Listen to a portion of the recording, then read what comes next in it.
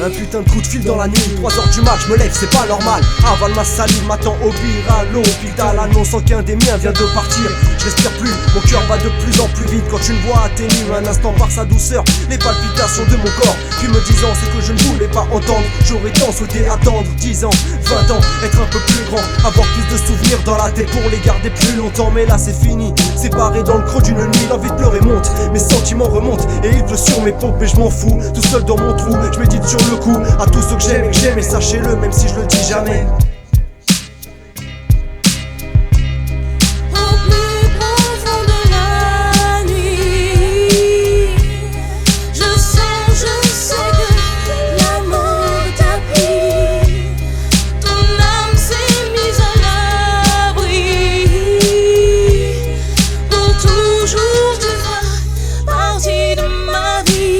Chez moi, ma mère tient debout dans l'entrée.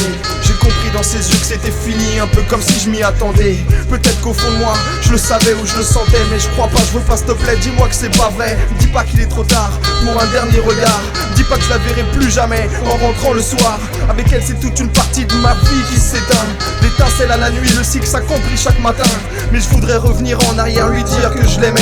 Au lieu de ça je l'achetais en l'air et puis je traînais. Faut profiter des siens tant qu'ils sont présents et unis. Faut kiffer chaque instant, on n'a pas le temps, on n'a qu'une vie. Je me presse de rire de tout, de peur d'être obligé d'en pleurer. Mais à 24 piges la mort m'a trop souvent effleuré.